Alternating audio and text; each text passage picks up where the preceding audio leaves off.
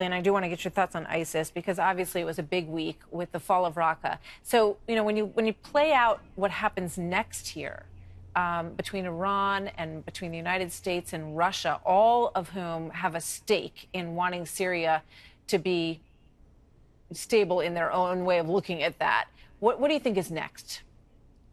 Well, clearly, what ISIS caliphate in Iraq and Syria is largely gone. We've got to clean out where the leaders have fled to. They're in the southeastern part of Syria in the Euphrates River Valley as it runs into Iraq. So we've got to get down in there and clean all of that out. And then we come to the issue that you're talking about. And I don't think we really have a strategy here. The issue is, what about Syria after we clean out ISIS? What the Iranians fully intend to do is they have, with the support of the Russians, they have rolled up western Syria.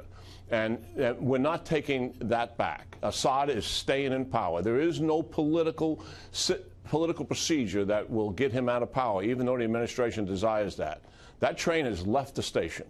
But eastern Syria is another thing, Martha, and the Iranians want to run the table and take over Syria completely. And after we clean out ISIS, they're moving in there with Russian support and with Syrian ground forces, but mostly with their own ground forces. The Hezbollah, by and large, are there by the tens of thousands. So are you suggesting that we need to be there for the foreseeable future? We have no strategy. What we can do is contain it. And what we need the Sunni Arabs to participate. We've got to put together a plan to do it.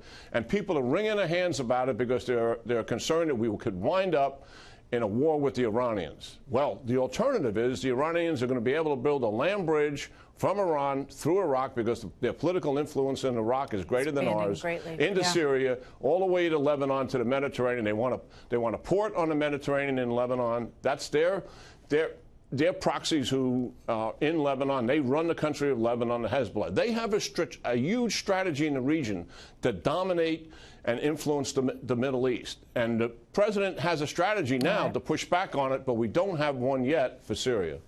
Very important. General Jack Keane, as always, thank you very much, sir. Good to see you tonight. Good talking to you, Martha. You too.